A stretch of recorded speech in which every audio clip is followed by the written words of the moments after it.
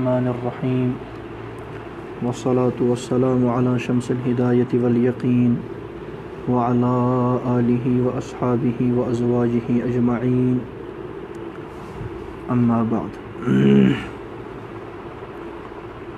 آج درس عقیدہ تحاویہ کی بفضل اللہ یہ تیسری نشست ہے۔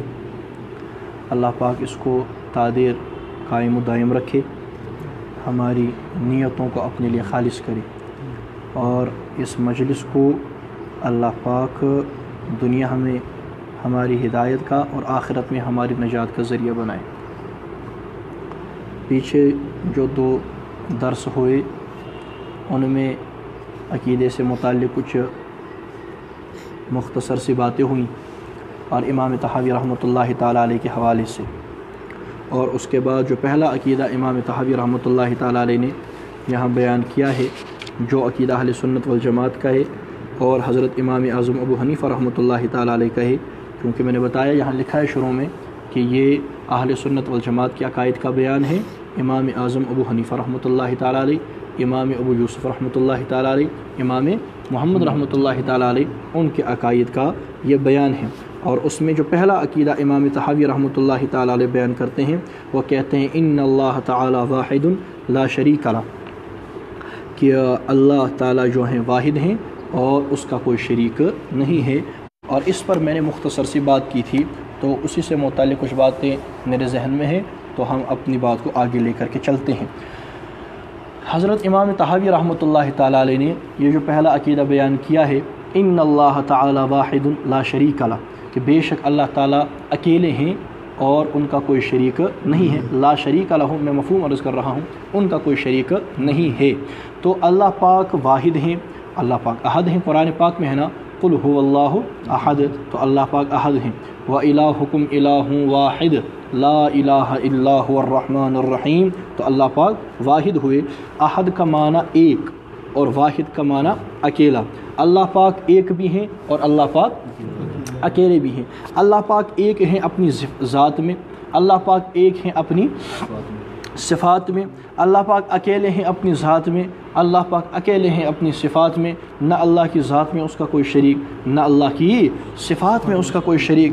اللہ کی جو تمام صفات عالیہ کمالیہ ہیں، صفات خاصہ ہے، وہ اکیلا شہنشاہ ہے، اس کا کوئی شریک نہیں، نہ اس کی ذات میں اور نہ اس کی صفات میں، اللہ کا کوئی شریک نہیں ہے۔ تو توحید کی میں نے تعریف بتائی تھی کہ توحید کہتے ہیں اللہ پاک کو اس کی ذات میں اور تمام صفات خاصہ میں ایک ماننا، اکیلا ماننا۔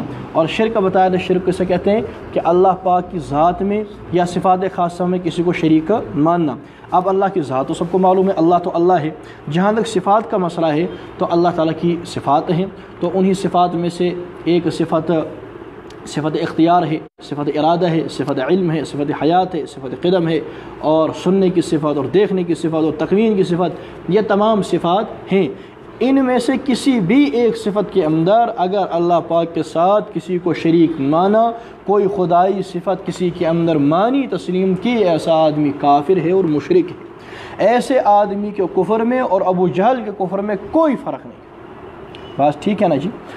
اور یہ ایسا مسئلہ ہے اور یہ ایسی مصیبت ہے جس کے بارے میں اللہ کے قرآن کا فیصلہ ہے، ان اللہ لا یغفر ان یشرک بہ، کہ اللہ پاک مشرک کی مغفرت نہیں کریں گے۔ سب سے بڑا گناہ اور سب سے عظیم گناہ اور سب سے عظیم ظلم یہ شرک ہے۔ بہرحال تو آج ہم اپنی اس بات کو آگے لے کر کے چلتے ہیں۔ اللہ پاک کی صفات میں ایک صفت آتی ہے، یہی صفت اختیار، صفت ارادہ آپ کہہ لیں۔ کیا اس کا معنی ہے؟ اس کا معنی یہ ہے اللہ پاک جب جو چاہے اپنے اختیار اپنی مرضی سے کرتے ہیں، جب جو چاہیں اپنے اختیار اپنی مرضی سے نہیں کرتے، جو چاہیں جب چاہیں اپنی مرضی سے کرتے ہیں، کر سکتے ہیں، اور جو چاہیں جب چاہیں اپنی مرضی سے نہیں کرتے، نہیں کر سکتے۔ یہ اللہ کی صفت ہے۔ اب اگر اس صفت کے اندر کسی کو شریک ٹھہرایا جائے، کسی کے اندر یہ خدائی صفت تسلیم کی جائے، اور کسی کو ما فوق الاسباب امور میں بھی ایسے ہی مختار مانا جائے، دیکھیے ایک تو ہے ما تحت الاسباب امور، میری مرضی ہے، میں یہ قرآن پاک اٹھا رہا ہوں تو ایک سبب سے اٹھا رہا ہوں، ایک آلے سے اٹھا رہا ہوں، اب میں جب چاہوں یہاں سے اٹھ کر کے باہر جا سکتا ہوں، باہر سے واپس آ سکتا ہوں، یہ تو ہے ما تحت الاسباب، ان میں کبھی کوئی بحث نہیں ہوتی۔ بحث کہاں ہوتی ہے؟ ما فوق الاسباب۔ میں اس سے پہلے اس کے بارے میں درس دے چکا ہوں اور یہاں تقریر بھی کر چکا ہوں، سوشل میڈیا پر ہمارے چینل پر وہ تقریر چھوٹی سی کلپ موجود ہے، اس کو ملاحظہ کیا جائے، انشاءاللہ آئندہ ضرورت پڑی تو انشاءاللہ اور دہرا دیں گے، ایسا کوئی مسئلہ نہیں ہے۔ تو ما تحت الاسباب امور میں کبھی کوئی مسئلہ نہیں ہوتا، مسئلہ کہاں ہے؟ صرف مسئلہ ہوتا ہے ما فوق الاسباب امور میں۔ اب ایک آدمی ما فوق الاسباب امور میں اللہ پاک کے علاوہ کسی کو مختار جانتا ہے، اس کے پاس سے اختیار جانتا ہے کہ بھائی یہ تو سب کچھ کر سکتا ہے، یہ جب چاہے جو چاہے کر سکتا ہے، جب چاہے جو چاہے نہیں کر سکتا، یا ما فوق الاسباب امور میں بعض امور ہی کے بارے میں یہ مانے کہ بھائی یہ ایسا کام کر سکتا ہے، تو ایسا آدمی مشرک ہے، ایسا آدمی کافر ہے، کیونکہ اس نے یہ خدائی صفت کسی اور کے اندر تسلیم کی ہے، اس نے اللہ کی صفت اختیار میں، صفت ارادہ میں اس کو شریک مانا ہے، لہذا ایسا آدمی کیا ہے؟ ایسا آدمی مشرک ہے۔ ہم مشرکین سے سوال کرتے ہیں، ایسے مشرکوں سے ہم سوال کرتے ہیں، ہم کہتے ہیں دیکھو بھائی آپ اللہ کے علاوہ جن کے اندر یہ اختیار مانتے ہو، ٹھیک، یعنی آپ ایسے سمجھیں کہ جو آج ایک آدمی اللہ پاک کے علاوہ کسی کو ما فوق الاسباب امور میں کیا مان رہا ہے؟ وہ اس کو مختار مان رہا ہے، ٹھیک ہے جی۔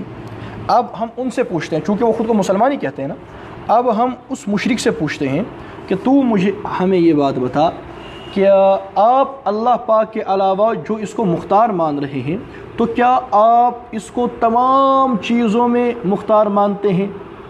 یعنی اللہ تو تمام چیزوں پر مختار ہے، قادر ہے، ان اللہ علی کل شیء قدیر، کیا تو اللہ کی طرح اس کو ہر چیز پر قادر مانتا ہے؟ تو وہ بھی کہتے ہیں نہیں۔ کیا کہتے ہیں؟ اس کا انکار تو وہ بھی کرتے ہیں کہ اللہ کی طرح ہر چیز پر قادر، اتنی بات تو طے ہو گئی، اللہ کے علاوہ اللہ کی طرح ہر چیز پر قادر نہیں۔ اس بات کو یاد رکھیے گا، بہت ہی اہم نقطہ ہے۔ اب اللہ کے علاوہ یہ ہر چیز پر جس کو یہ مختار مان رہا ہے، اس کو اللہ کی طرح ہر چیز پر مختار نہیں مان رہا، ہر چیز پر اس کو قادر نہیں مان رہا، تو اب معلوم یہ ہوا کہ بعض پر مانتا ہے، جب کل پر نہیں مانتا تو بعض پر مانتا ہے نا، کچھ پر مانتا ہے۔ اب سوال یہ پیدا ہوتا ہے یہ بعض کون سی چیزیں ہیں؟ یہ بعض ان کا تعین کر، قیامت آ جائے گا ان کا تعین نہیں ہو سکتا، کرے گا کہاں سے؟ یعنی اگر آپ اللہ کے علاوہ کسی میں یہ اختیار مانتے ہیں لیکن کل میں نہیں مانتے، تو کل میں تو وہ خود کہتے ہیں ہم نہیں مانتے، اب کہاں مانتے ہیں؟ بعض میں۔ وہ بعض کون کون سی چیزیں ہیں؟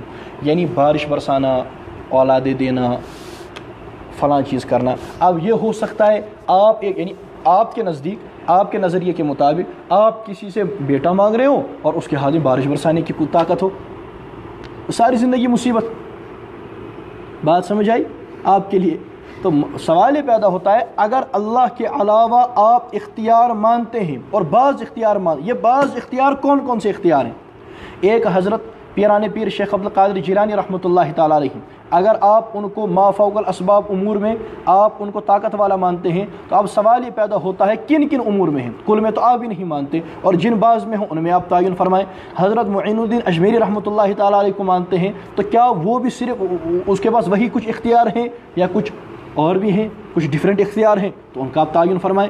حضرت ہمارے جو اولیاء کرام، ہم سب اولیاء کرام کو ماننے والے اور احترام کرنے والے، تو یہ جو اولیاء کرام ہیں جن میں آپ خدائی صفات اختیار مان رہے ہیں، تو یہ کون کون سے اختیار ہیں؟ ان بعض کا آپ تعین فرمائیں، ان کو دلیل سے ثابت فرمائیں تو بات آگے چل سکتی ہے، لیکن قیامت آ جائے گا اس بات کا تعین پتہ چلا یہ سب بیکار ہے، کیونکہ خود آپ کا مسئلہ ادھورا رہ جائے گا کہ یہ اللہ کے علاوہ اختیار رکھتا ہے، اللہ کے علاوہ طاقت رکھتا ہے، لیکن بعض امور میں رکھتا ہے، وہ بعض امور کون سے ہیں؟ ان کا تعین کرنا پڑے گا نا، تعین تو کرنا پڑے گا۔ اچھا، دوسرا ہم ان سے سوال کرتے ہیں اگر آپ کے نزدیک جائز ہے، آپ ہمیں بتاؤ ایک آدمی ساری زندگی اللہ سے نہیں مانگتا، اس نے اللہ سے کبھی نہیں مانگا، صرف ولیوں سے مانگتا رہا، تو ایسا آدمی مسلمان ہے یا کافر ہے؟ اور آپ کے نزدیک اس کا کیا حکم؟ اس کا بھی فیصلہ فرمائیں۔ ہم ان سے پوچھتے ہیں، تو سیدھی سی بات ہے، اور تقریباً اگر تھوڑا سا سوچا جائے تو دماغ میں بیٹھنے والی بات ہے کہ اگر اللہ کے علاوہ آپ اس میں یہ خدائی صفت تسلیم کر رہے ہیں اور کہتے ہیں کہ بعض امور میں مختار ہے، کل میں اللہ کی طرح نہیں ہے۔ جب بعض امور میں ہے، وہ بعض امور کون کون سے ہیں ان کا تعین دلیل سے فرمائیں، مسئلہ، لیکن ایسا نہیں ہو سکتا۔ تو چلیے آگے، اللہ کا قرآن کیا کہتا ہے؟ اللہ کا قرآن کہتا ہے وَلَا تَدْعُ مِن دُونِ اللَّهِ مَا لَا يَنفَعُكَ وَلَا يَضُرُّكَ فَإِن فَعَلْتَ فَإِنَّكَ إِذًا مِنَ الظَّالِمِينَ وَإِن يَمْسَسْكَ اللَّهُ بِضُرٍّ فَلَا كَاشِفَ لَهُ إِلَّا هُوَ وَإِن يُرِدْكَ بِخَيْرٍ فَلَا رَادَّ لِفَضْلِهِ يُصِيبُ بِهِ مَن يَشَاءُ مِنْ عِبَادِهِ وَهُوَ الْغَفُورُ الرَّحِيمُ۔ اور بھائی اللہ پاک کے علاوہ کسی کو کسی سے دعا مت کرو، کسی کو مت پکارو، مالا ینفعک، جو آپ کو نفع نہیں دے سکتے، ولا یضرک، جو آپ کو کوئی تکلیف نہیں پہنچا سکتے، فإن فعلت فإنک اذا من الظالمین، اگر آپ نے ایسا کام کیا تو آپ ظالمین میں سے۔ اور دوسری جگہ اللہ پاک نے ایسی ایک بات فرمائی سورہ انعام کے اندر، کہا وَإِن يَمْسَسْكَ اللَّهُ بِضُرٍّ فَلَا كَاشِفَ لَهُ إِلَّا هُوَ وَإِن يَمْسَسْكَ بِخَيْرٍ فَهُوَ عَلَى كُلِّ شَيْءٍ قَدِيرٌ۔ تو اللہ پاک کے علاوہ کسی سے مانگا نہیں جائے گا، کسی سے دعا نہیں کی جائے گی۔ وَقَالَ رَبُّكُمُ ادْعُونِي أَسْتَجِبْ لَكُمْ، اللہ کہتے ہیں مجھ سے مانگو، ادعونی، مجھ سے مانگو، مجھ سے مانگو۔ وَلَا تَدْعُ مِن دُونِ اللَّهِ مَا لَا يَنفَعُكَ وَلَا يَضُرُّكَ، اللہ کے علاوہ کسی اور سے نہیں مانگو، وہ تو آپ کو فائدہ نہیں دے سکتے، آپ کو ضرر نہیں دے سکتے۔ تو دعا مانگی جائے گی تو کس سے مانگی جائے گی؟ وَأَنَّ الْمَسَاجِدَ لِلَّهِ فَلَا تَدْعُوا مَعَ اللَّهِ أَحَدًا، مسجد اللہ کی، آپ مساجد میں اللہ کے علاوہ کسی اور کو مت پکاریں، یہ تو اللہ کا قرآن ہے، فَلَا تَدْعُوا مِن دُونِ اللَّهِ أَحَدًا۔ تو بزرگوں، معلوم یہ ہوا کہ اللہ پاک اپنی صفات میں اکیلے ہیں، اپنی ذات میں اکیلے ہیں، اور ان کی ایک صفت اختیار ہے، اس میں بھی اکیلے ہیں، جیسے ان کے تمام بقیہ صفات کے اندر ان کا کوئی شریک نہیں۔ صفت اختیار، صفت ارادہ میں بھی ان کا کوئی شریک، اور جو کسی کو شریک مانے تو ایسا آدمی مشرک ہے اور ایسا آدمی کافر ہے۔ تو یہ تو ایک بات ہو گئی۔ اب چلیے آگے، اب میں اس کی تھوڑی سی مختصر سی تفصیل کرتا ہوں، اس میں تھوڑی سی وسیلے کی بات آ جائے گی۔ ایک ہے کہ ایک آدمی مان رہا ہے دوسرے کو مختار، ٹھیک ہے، اور اس کو مختار مان کر کے اس سے دعائیں مانگ رہا ہے، ما فوق الاسباب امور میں اس کو مختار سمجھ کر کے اس سے دعائیں مانگ رہا ہے، تو ایسا آدمی کافر ہے، اور اس کے اندر کوئی اختلاف نہیں۔ دوسری صورت، ایک آدمی مختار نہیں مانتا، اللہ کے علاوہ دوسرے کو مختار نہیں مانتا، لیکن وہ ایسی صورت پیدا کرتا ہے، وہ کسی قبر کے پاس جا کر کے اس کے قریب جا کر کے، یا کسی کے پاس جا کر اس کے پاس جا کر کے کہتا ہے قبر کے پاس کہ بھائی فلاں جو بزرگ وہاں ہوں، آپ اللہ سے آپ یعنی میری طرف سے اللہ درخواست کریں، بات سمجھ آ رہی ہے؟ آپ اللہ سے درخواست، اس کو مختار نہیں مانتا، اس کو مختار بالکل نہیں مانتا، اور کہتا ہے کہ آپ میرے لیے اللہ سے درخواست کریں، تو یہ شرک نہیں ہے، یہ شرک، لیکن اس میں اختلاف ہے کہ جائز ہے ناجائز ہے۔ ایک ہوتا ہے کسی چیز کا شرک ہونا، اور ایک ہوتا ہے کسی چیز کا ناجائز حرام ہونا۔ تو شرک تو نہیں ہے، کیونکہ اس نے اللہ کی صفت میں شریک نہیں کیا، اللہ کی ذات میں شریک نہیں کیا، جب نہیں کیا تو شرک کیسے ہے؟ اب یہ اس سے کیا کہہ رہا ہے؟ اب یہ اس سے کہہ رہا ہے کہ بھائی آپ جو ہیں یہ وہ میری طرف سے وہ درخواست پیش کر دیں، اللہ پاک مجھے دے دیں گے، تو یہ شرک تو نہیں ہے۔ البتہ اس کے جواز میں اختلاف ہے، بعض اس صورت کو ناجائز کہتے ہیں، بعض اس کی اجازت دیتے ہیں، لیکن جو اجازت دیتا ہے وہ بھی کہتا ہے کہ بہتر، کچھ کہتے ہیں ناجائز، کچھ کہتے ہیں جائز، جو جائز کہتا ہے وہ بھی کہتا ہے کہ بہتر نہیں ہے۔ یہ کون سی صورت ہوئی؟ دوسری۔ تیسری صورت یہ ہے کہ اللہ پاک سے دعا مانگی جائے اور کہی جائے یا اللہ فلاں کے وسیلے سے دے، اللہ پاک سے مانگا جائے فلاں کے وسیلے سے دے، یہ بالکل جائز ہے، اس کے اندر کوئی پریشانی نہیں ہے۔ لیکن یہ بات یاد رکھنی چاہیے وسیلے کے بارے میں، دو باتوں کا خیال رکھنا چاہیے، وہ یہ کہ وسیلے کے ساتھ ہر دعا قبول ہوگی، لازماً اللہ دعا قبول کرے گا، یہ بھی ضروری نہیں، ٹھیک، اور وسیلے کے بغیر دعا کر ہی نہیں سکتے، وسیلہ دینا ضروری ہے، یہ بھی غلط ہے۔ وسیلے کے بارے میں یہ ہے کہ ایک آدمی دعا بغیر وسیلے کے کرتا ہے وہ بھی ٹھیک، ایک آدمی دعا کر رہا ہے اور کسی کو وسیلہ لا رہا ہے تو وہ بھی ٹھیک، جو آدمی دنیا کے اندر ابھی زندہ ہے اس کے وسیلے سے دعا کر رہا ہے وہ بھی ٹھیک، جس آدمی کا انتقال ہو چکا ہے اس کے وسیلے سے دعا کرتا ہے تو وہ بھی ٹھیک, وہ اس دنیا سے چلے. اب ہمارے ایک عجیب طبقہ وہ ہے جو کہتا ہے جب تک انسان زندہ ہے تب تک تو اس کے وسیلے سے دعا کرو, جب انسان مر گیا اب اس کے وسیلے سے دعا نہیں کر سکتے. میں ان سے یہ بات عرض کرنا چاہتا ہوں کہ یہ زندہ ہے, اب اس کے وسیلے سے ہم دعا کریں گے تو یہ وسیلہ کا کیا معنی ہوتا ہے؟ وسیلے کا یہی معنی ہوتا ہے کہ ہماری نظر میں وہ ہوتا ہے اللہ کے قریب, وہ ہوتا ہے اللہ کا ولی, وہ ہوتا ہے اللہ کا نیک بندہ. اب ہم اللہ پاک سے جب وسیلہ دیں گے تو اس کا معنی یہ ہوتا ہے یا اللہ یہ بندہ آپ کے قریب ہے, یہ بندہ آپ کا نیکار ہے, آپ کا عبادت گزار ہے, آپ کو اس سے محبت ہے. اب اس کی عبادات اور اللہ پاک کی جو اس کے ساتھ محبت ہے در حقیقت اس کا وسیلہ ہوتا ہے کہ اس وسیلے سے آپ اس محبت کے وسیلے سے اور اس کے اس قرب کے وسیلے سے آپ جو ہیں ہمیں ہماری یہ حاجت پوری فرمائیں, یہ مشکل کشائی فرمائیں. یہ ہوتا ہے اصل, یہی ہوتا ہے نا. ورنہ باہر کافر چل رہا ہے اس کا وسیلہ کوئی کیوں نہیں لیتا, کوئی جواری چل رہا ہے اس کا وسیلہ کوئی نہیں لیتا, اس کا کیوں لے رہا ہے کہ یہ نیک ہے. اصل میں پتہ چلا جب کسی کو وسیلہ لیا جاتا ہے در حقیقت وہ جو اللہ کے ساتھ اس کا قرب ہوتا ہے اس کا وسیلہ ہوتا ہے. اب جب تک تو یہ زندہ ہے آپ اس وسیلے کو مان رہے, اب اس دنیا سے چلا گیا تو کیا وہ قرب ختم ہو گیا؟ ارے بتائیے نا, وہ قرب تو ہے نا.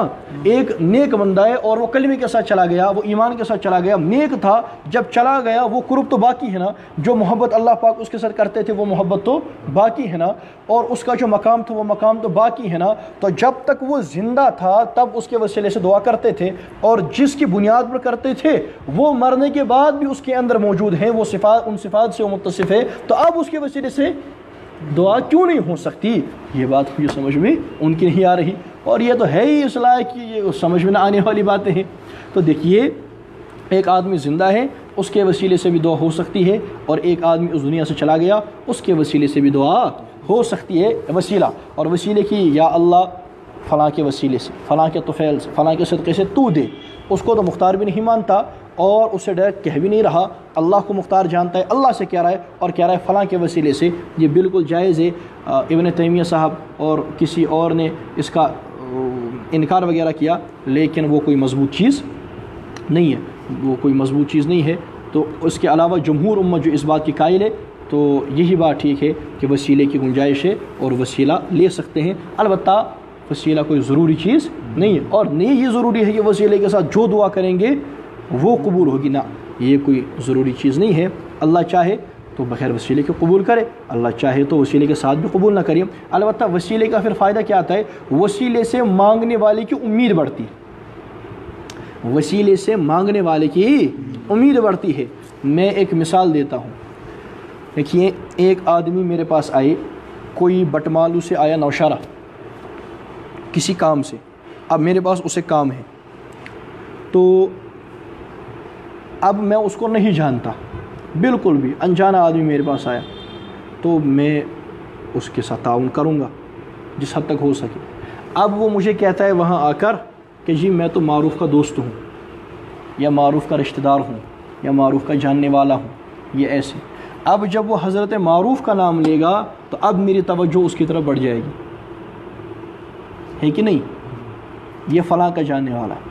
یا کوئی آئے اسلام آباد سے, میں اس کو نہیں جانتا, میں تعاون کروں گا, لیکن جب وہ کہے کہ جی میں تو آپ کے استاد مفتی شبیر صاحب کا رشتہ دار ہوں, میں تو ان کے, تو اب میری توجہ اس کی طرف, یہ ہوتا ہے وسیلہ.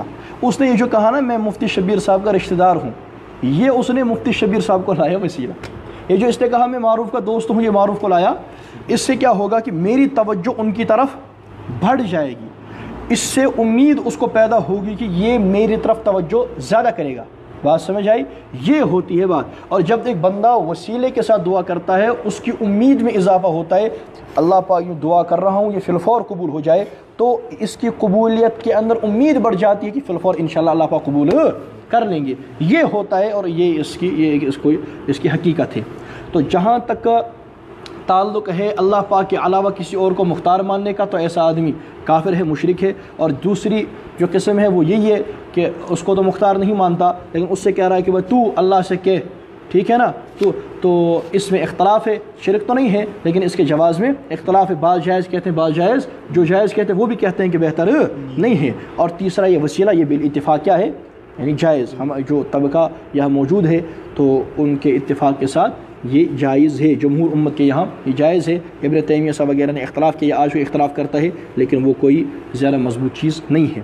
تو ہو گئی یہ بات۔ لیکن اب ایک دوسرا طبقہ بھی ہے، وہ کہتا ہے کہ جی آپ اس کو شرک کیوں نہیں کہتے؟ کسے؟ دوسری قسم کو۔ ایک طبقہ تو وہ جو پہلی چیز ہے نا شرک، جو پہلی قسم شرک ہے وہ اس کو بھی تلا ہوا ہے کہ یہ شرک، وہ ایک طرف۔ اور دوسرا طبقہ آتا ہے، وہ کہتے ہیں جو دوسری قسم ہے آپ اس کو شرک کیوں نہیں کہتے؟ یا تیسری قسم وہ جو وسیلہ ہے آپ اس کو شرک کیوں نہیں کہتے؟ ہم کہتے ہیں یہ تو شرک کی تعریف میں ہی نہیں آتا۔ تعریف تو ہے اللہ کی ذات میں صفات خاصہ میں کسی کو شریک ماننا، یہ دو قسمیں اس تعریف میں نہیں آتی ہیں، تو ان کو مشرک کیسے کہیں، شرک کیسے کہیں؟ تو ایک صاحب مجھے ملے تھے، کہا آپ تو قرآن پڑھا ہے؟ جی پڑھا ہے، کچھ آپ سنا دیں۔ کہ اللہ کا قرآن کہتا ہے وَيَقُولُونَ هَؤُلَاءِ شُفَعَاؤُنَا عِندَ اللَّهِ، یہ جو مشرکین ہیں نا یہ کہتے تھے کہ یہ ہمارے سفارشی ہیں، یہ ہماری شفاعت کرنے والے ہیں۔ وہ ان کو مختار نہیں سمجھتے لیکن پھر بھی مشرک ہیں۔ کہا قرآن میں ہے کہ وہ ان کو مختار نہیں سمجھتے تھے، وہ کہتے تھے یہ ہمارے سفارشی ہیں، لیکن پھر بھی ہیں کیا؟ وہ کہتے ہیں مَا نَعْبُدُهُمْ إِلَّا لِيُقَرِّبُونَا إِلَى اللَّهِ زُلْفَىٰ، ہم تو ان کی عبادت نہیں کرتے، تو لیکن پھر بھی مشرک ہیں، تو آپ ان کو مشرک کیوں نہیں کہتے؟ میں نے کہا بھیا آپ پوری آیت پڑھیں، پوری آیت، جب پوری آیت پڑھے گا تو مسئلہ خود ختم ہو جائے گا۔ پوری آیت ہے وَيَعْبُدُونَ مِن دُونِ اللَّهِ مَا لَا يَضُرُّهُمْ وَلَا يَنفَعُهُمْ وَيَقُولُونَ هَؤُلَاءِ شُفَعَاؤُنَا عِندَ اللَّهِ، وہ اللہ کے علاوہ ان کی عبادت کرتے تھے اور جو ان کو نقصان نہیں پہنچا سکتے، جو ان کو فائدہ نہیں پہنچا سکتے، اور کہتے تھے یہ تو ہمارے سفارشی ہیں، تو یہ تو ہے مشرک۔ حقیقت میں وہ عبادت کرتے تھے اور کہتے تھے یہ سفارشی ہیں۔ جیسا آج کا طبقہ، ایک وہ طبقہ جو مانتا تو مختار ہے لیکن کہتا ہے کہ یہ شفاعت کریں گے سفارشی ہیں، وہ تو ہے ہی مشرک۔ لیکن جہاں تک آپ کا کہنا ہے کہ وہ عبادت کرتے ہی نہیں تھے، وہ مختار مانتے ہی نہیں تھے، پھر بھی قرآن نے ان کو مشرک کہا، یہ ثابت نہیں ہے۔ اور یہ جو دوسری آیت ہے مَا نَعْبُدُهُمْ إِلَّا لِيُقَرِّبُونَا إِلَى اللَّهِ زُلْفَىٰ، اس کے آگے ہے وَالَّذِينَ اتَّخَذُوا مِن دُونِهِ أَوْلِيَاءَ، انہوں نے اللہ پاک کے علاوہ من دون، ایک ہوتا ہے اولیاء اللہ، ایک ہے اولیاء من دون اللہ۔ اولیاء من دون اللہ تو شرک ہے، تو وہ اللہ پاک کے من دون اولیاء انہوں نے پکڑ رکھے تھے، اور پھر کہتے تھے مَا نَعْبُدُهُمْ إِلَّا لِيُقَرِّبُونَا إِلَى اللَّهِ زُلْفَىٰ، یہ تو وہ کہتے تھے لیکن فی الحقیقت انہوں نے شرک کر رکھا تھا، وہ ان کو مختار مانتے تھے۔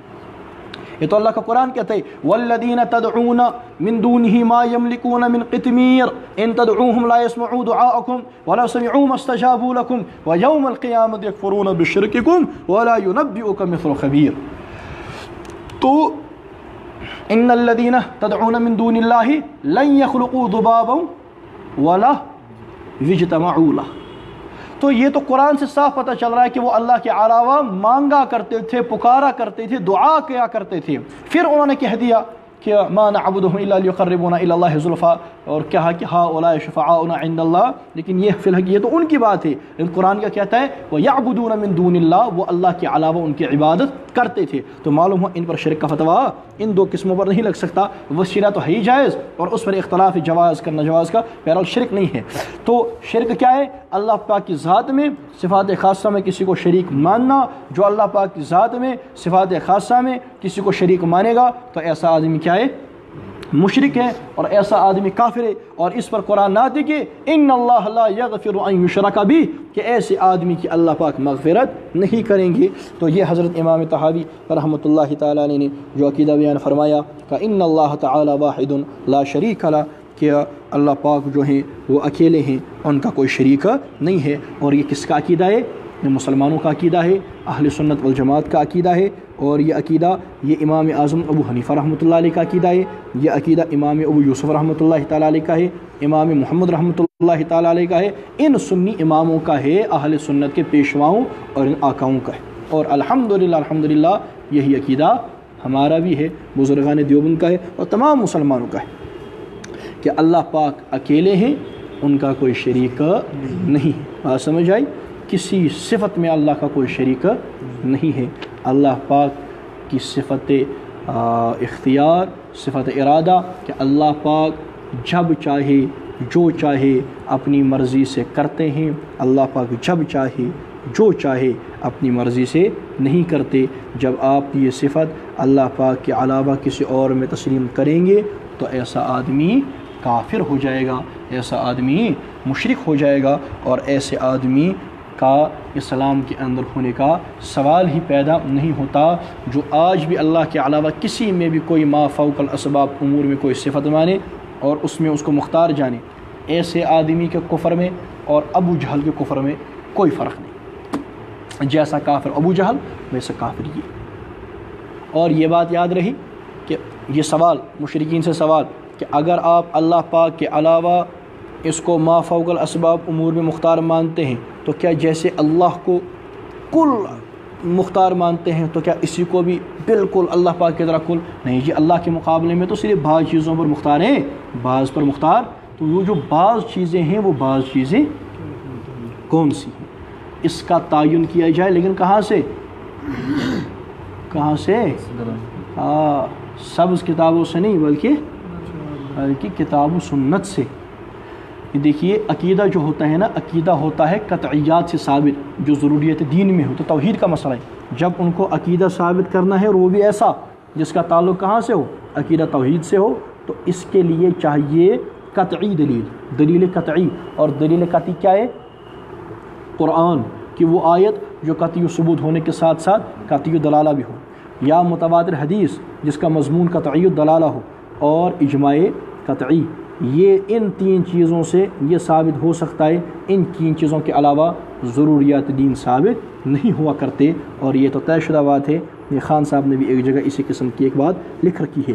تو دیکھیے عقیدہ توحید یہ مسلمانوں کی بنیاد ہے، یہ اساس ہے، اور ہمارا عقیدہ توحید مضبوط ہونا چاہیے، اور الحمدللہ اسی عقیدے پر ہیں، اور اسی عقیدے پر اللہ پاک سے موت بھی طلب کرنی چاہیے۔ اللہ پاک ہم سب کو سمجھنے کی توفیق عطا فرمائے، کلمہ ایمان والی موت نصیب فرمائے، دین حنیف کا صحیح فہم نصیب فرمائے۔ آئندہ انشاءاللہ جو آگے انہوں نے اور عقائد بیان کیے ہیں انشاءاللہ وہ پڑھے جائیں گے، اور انشاءاللہ ان کا درس ہوگا۔ سبحان اللہ و بحمدہ، سبحانک اللہم و بحمدک، اشہد ان لا الہ الا انت، استغفرک و اتوب الیک۔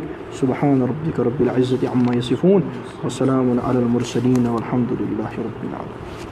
سبيل الدموع سبيل مريح، تنهدى يا صاحي كي تستريح، وبث الدعاء الخفي الصريح يسعك الفضاء.